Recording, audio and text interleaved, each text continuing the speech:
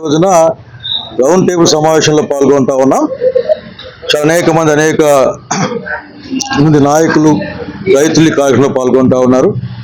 అందరి ఆశా ధ్యాస ఒక్కటే, రాయలసీమకు నీళ్లు రావాలి, అనంతపురం జిల్లాకు నీళ్లు రావాలి.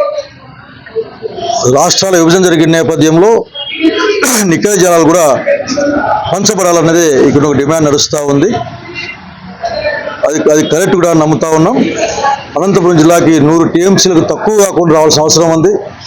కానీ రాయలసీమకే 140 ఇస్తా ఉన్నారు. ఇది అన్యాయం. ఇది కాబట్టి జలాల పునఃపంపిణీ జరగాలన్న ఆలోచన కూడా అందరూ చేయాల్సిన అవసరం ఉంది. దాంట్లో భాగంగా చంద్రబాబు నాయుడు గారి యొక్క బిహేవియర్ని నీళ్ల పట్ల ఈ సమావేశంలో అందరూ కూడా తప్పడుతూ ఉన్నారు.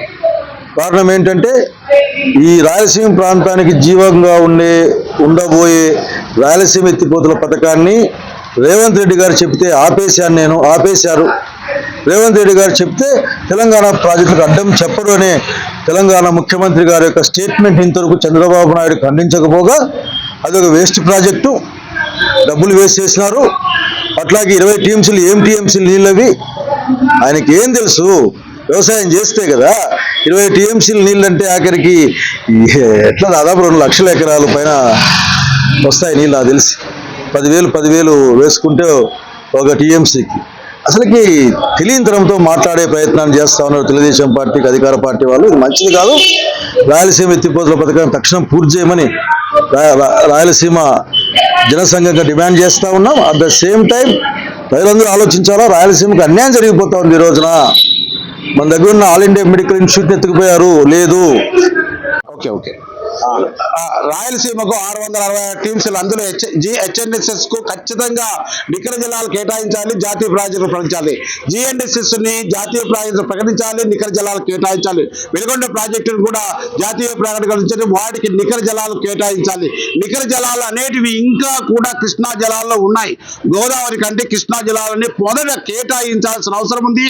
ఆ కేటాయించిన వాటికి ఇంతవరకు హెచ్ఎన్ఎస్ఎస్ కు పిల్లకాలంలో తీయలేదు, పిలవకుండా ఏం చేయకుండా హెచ్ఎన్ఎస్ ఊరికనే అట్లా మొబ్బ పెడుతున్నారు. కాబట్టి వాటి కూడా సత్వరంగా చేసినట్లయితేనే కానీ ఈ రాయలసీమలో మండలాలకి నీళ్లు సాగునీయందుకు అవకాశం ఉంది. కాబట్టి ఇక్కడ ఇచ్చేసిన పెద్దలందరూ కూడా చర్చించుకొని రాయలసీమకు అత్యధికంగా రాయలసీమ ఎత్తిపోత పథకాన్ని కూడా ఈ ప్రభుత్వాలు కొనసాగించాల్సిన అవసరం ఉంది. అదేవిధంగా అన్ని రాజకీయ పార్టీలు కూడా ఈ రాయలసీమ ఎత్తిపోత వాళ్ళ యొక్క అభిప్రాయాలు కూడా చెప్పవలసిన అవసరం ఉంది. అంటే రాయలసీమకు రావాల్సినటువంటి 666 టీఎంసీలు ఏ విధంగా ఏ విధంగా ఈ ప్రాంతానికి ఇస్తారో విషయాన్ని కూడా అన్ని రాజకీయ పార్టీలు, ప్రధానంగా ఈ ప్రభుత్వ నేతలు చెప్పవలసిన అవసరం ఉంది. చచ్చిపోతున్న 2 కోట్ల మంది రాయలసీమ వాసులకి ఎలాంటి సమాధానం చెప్పాల్సిందో ఈ ప్రభుత్వాన్ని, ఈ ప్రజా సంఘాలు అన్ని కూడా నిలదీస్తున్నాయి. ఇలాగే కరువుతో చంపడానికి మీరు సిద్ధపడుతున్నారా? నీళ్ళు ఇచ్చి ఈ రైతాంగాన్ని ఆత్మహత్యల నుంచి నివారించి, వలసల నుంచి కాపాడి ఈ ప్రాంతాన్ని ఎడారి కాకుండా కాపాడడానికి మీ వంతుగా రాయలసీమకు నీళ్లు ఎప్పుడు ఇస్తారు, ఎంతో ఇస్తారు, రాయలసీమ ప్రాజెక్టు మీద ఏమిటి అనే విషయాన్ని మేమందరూ కూడా ముఖ్యంగా చెప్తున్నాం. రాయలసీమ ఎత్తిపోతల పథకాన్ని ఎట్టి పరిస్థితుల్లో ఏ తెలంగాణ కావచ్చు, ఏ ప్రాంతమైనా కావచ్చు, మాకు కూడా ఇక్కడ అభిమానాలు ఉన్నాయి.